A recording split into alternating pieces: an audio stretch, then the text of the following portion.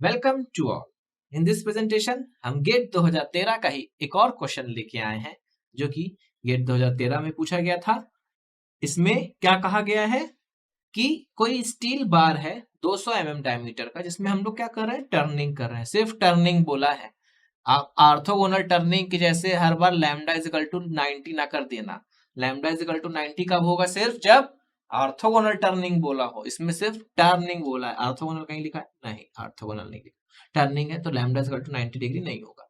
Feed rate कितना दिया है? 0.25 mm पर रेवोल्यूशन। डेप्थ ऑफ कट कितनी है? 4 mm। और रोटेशनल स्पीड दी है वर्कपीस की, क्योंकि वर्कपीस तो रोटेट ही होगा, तो उसमें अपने को 160 mm। कैसे, एक बार थोड़ा सा बनाते हैं। ये अपना है कोई जॉब और इसमें क्या हो रही है? टर्निंग हो रही है।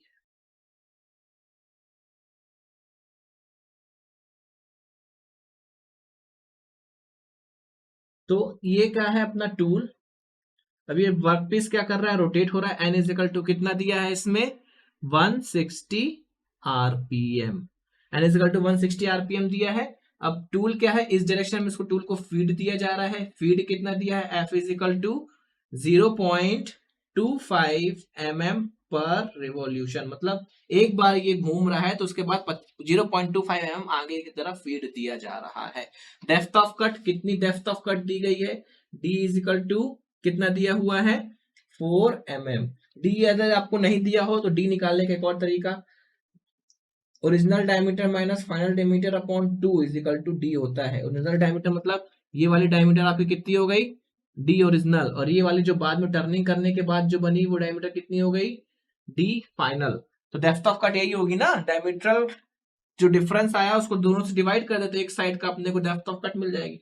यदि कभी क्वेश्चन में ओरिजिनल डायमीटर और फाइनल डायमीटर दे दिया हो और आपको डेप्थ ऑफ कट की जरूरत पड़ रही हो क्वेश्चन सॉल्व करने के लिए और नहीं दिया हो, तो आप बोलोगे सर क्या हुआ, कैसे निकाले, आपने बताया ही नहीं। तो ये डेप्थ ऑफ कट फिर इससे भी आप निकाल सकते हो, जैसे इसमें डायरेक्ट ही दी हुई है।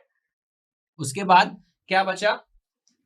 डायमीटर कितनी है? ओरिजिनल डायमीटर जो डायमीटर दी है वो आप जब तक ना बोला हो तब तक क्या लेना है? वो ओरिजिनल डायमीटर लेना है। कितना? 200 mm। जब तक unless it is not specified that it is a final diameter, till you will take it is original diameter. मतलब ओरिजिनल डायमीटर, गिवन डायमीटर को आप ओरिजिनल डायमीटर लो। पूछा क्या है? Material removal rate in mm cube per second. तो turning operation है, तो टर्निंग के लिए in turning material removal rate कितना होता है?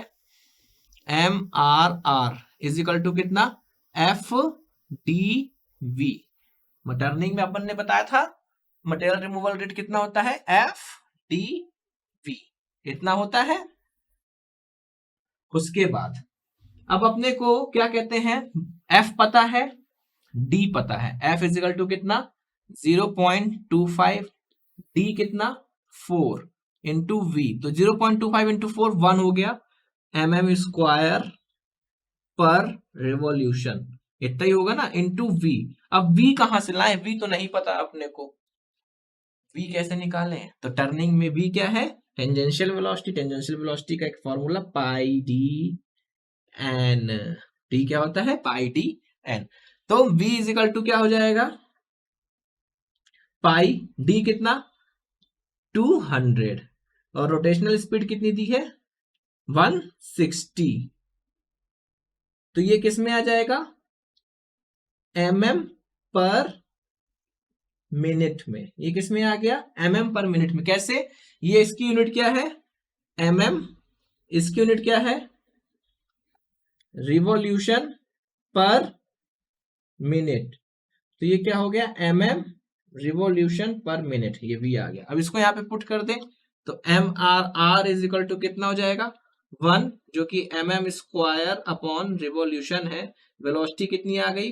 Pi into 200 into 160 into mm revolution upon पर मिनट। तो mm से mm बन के mm क्यूब बन जाएगा, रिवॉल्यूशन से रिवॉल्यूशन गया। इसको सॉल्व करेंगे तो अपने को आंसर किस में मिलेगा? mm क्यूब पर मिनट में मिलेगा। लेकिन आंसर किस में पूछा गया है? mm क्यूब पर सेकेंड में आंसर पूछा गया है, तो ये मिनट में मिल रहा है। तो क्या करें?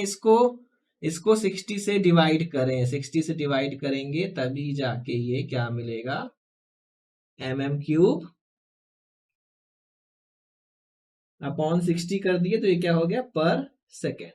इसको सॉल्व करने पे आपको MRR का जो वैल्यू आएगा कितना आएगा 1675.5 mm³ पर सेकेंड।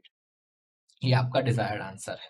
अब इसमें एक चीज और कर सकता है, MRR पूछने के लिए आपको अनकट चिप थिकनेस दे दे और विड्थ ऑफ कट दे दे और आपको क्या पूछे मटेरियल रिमूवल रेट, तो आप कैसे निकालोगे टर्निंग में MRR? तो टर्निंग में अगर अनकट चिप थिकनेस और विड्थ ऑफ कट दे दे तो MRR क्या हो जाएगा FDV। अपने को पता है T इज इक्वल टू क्या होता है F साइन लैम्डा और B इज इक्वल टू क्या होता है D अपॉन साइन लैम्डा। तो जब T पता है और B पता है क्वेश्चन में तो F और D नहीं निकाल लोगे, लैम्डा भी दिया रहेगा तो अगर T और B दिया हो तो अपन लोग उसकी जगह भी यहां से FD की वैल्यू निकाल के MRR टर्निंग ऑपरेशन के लिए निकाल सकते हैं। आई होप ये चीज आपको समझ में आई होगी। Thanks for paying your attention.